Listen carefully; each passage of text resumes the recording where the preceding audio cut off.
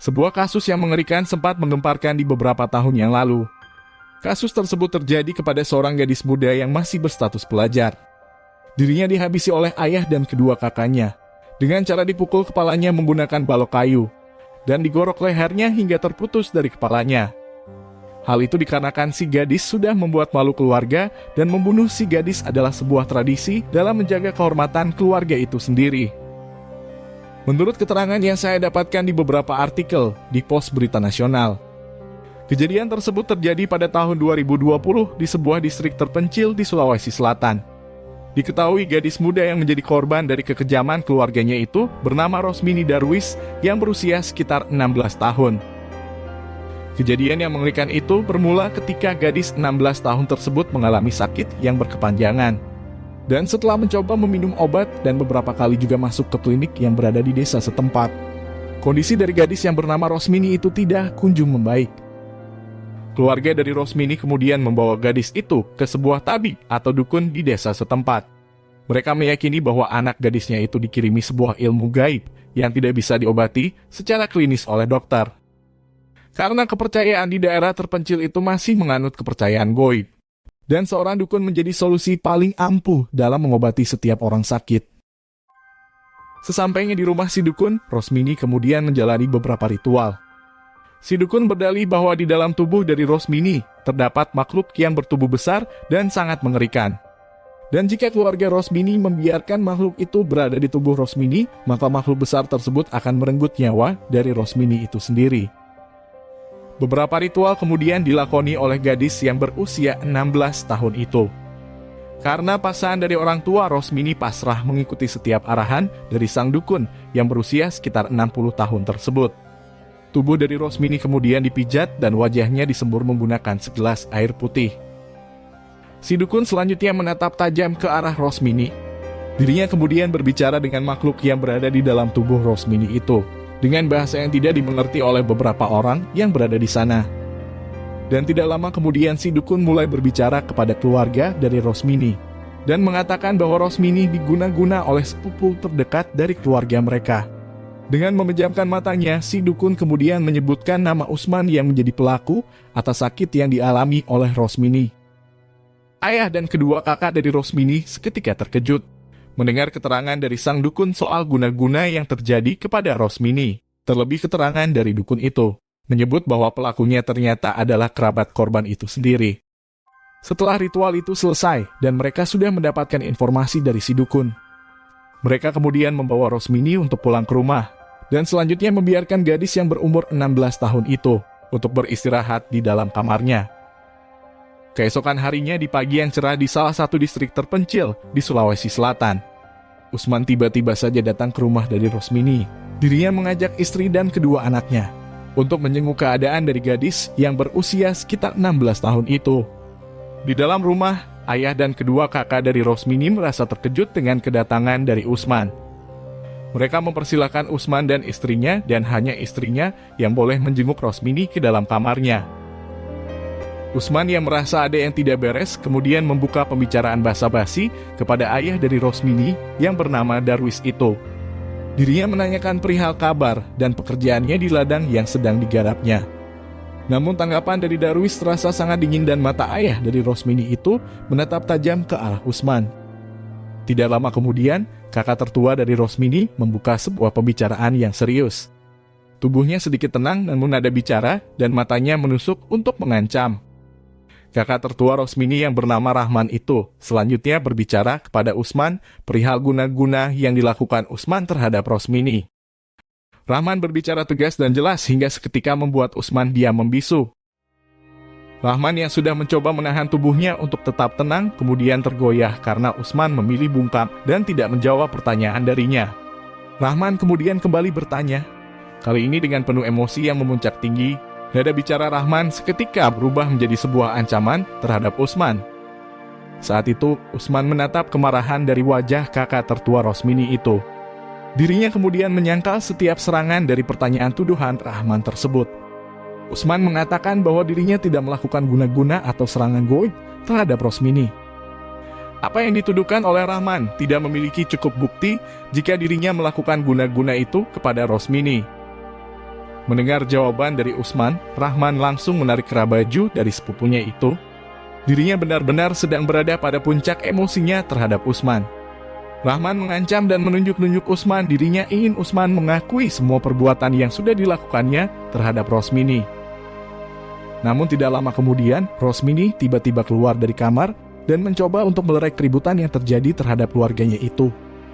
Rosmini seketika berkata bahwa penyakit yang sedang dirasakan oleh dirinya bukan dikarenakan oleh serangan goib atau guna-guna dari Usman. Rosmini selanjutnya mencoba untuk meneruskan ucapannya dengan sedikit terbata-bata, dirinya kemudian menarik napasnya dengan amat panjang. Saat itu derai air mata begitu saja mengalir dari pelipis wajahnya. Rosmini menangis dan mengatakan bahwa dirinya sakit bukan karena serangan goib, melainkan dirinya telah mengandung seorang anak di dalam perutnya. Mendengar hal itu, ayah dan kedua kakak dari Rosmini terdiam membisu, mereka terpana dengan sebuah kenyataan yang tidak mereka bayangkan sebelumnya. Seketika kakak dari Rosmini yang bernama Suryadi lemas dan tidak berdaya mendengar ucapan dari adiknya itu. Dirinya yang pada saat itu berada dekat dengan Rosmini kemudian memaksa adiknya itu untuk berterus terang bahwa siapa yang sudah melakukan tindakan menjijikan itu terhadap dirinya. Rosmini terdiam, tangisnya kemudian pecah, dirinya akhirnya mengungkapkan semua kebenaran yang selama ini dia simpan. Anak yang sedang berada di dalam kandungannya itu adalah anak dari perbuatan yang Usman lakukan. Rosmini mengakui bahwa dirinya memiliki hubungan gelap dengan Usman. Saat itu dirinya sering dipaksa oleh Usman untuk melakukan persetubuhan di dalam rumah Usman itu sendiri. Dan persetubuhan itu sudah terjadi hingga berkali-kali selama kurun waktu 1 tahun terakhir. Kedua kakak dari Rosmini yang mendengar pengakuan adiknya itu seketika langsung menarik Usman dan melakukan pemukulan terhadapnya hingga berkali-kali. Terjadi perlawanan yang dilakukan oleh Usman, kedua kakak dari Rosmini seperti kewalahan menghadapi perlawanan dari Usman tersebut. Lalu selanjutnya Rahman mengambil sebilah parang yang berada tidak jauh dari sudut ruangan itu. Dirinya yang sudah sangat emosi dan marah terhadap Usman, seketika mengayunkan parang itu ke kepala dari Usman. Namun karena Usman sepertinya pintar dalam berkelahi, dirinya dengan replek menghindari sabetan senjata tajam itu dari Rahman. Suryadi juga masih memegang tangan dari Usman, dirinya mencengkeram kuat perlawanan dari Usman yang bertubuh lebih besar darinya. Rahman selanjutnya mengayunkan kembali parang itu untuk yang kedua kalinya ke kepala dari Usman. Dan hal itu langsung membuat telinga dari Usman putus dalam sekejap mata. Dengan sisa tenaga yang dimilikinya, Usman kemudian terus melakukan perlawanan. Sirup merah seketika mengucur dari telinganya yang sudah terputus, Usman juga merasakan rasa sakit yang amat menyakitkan.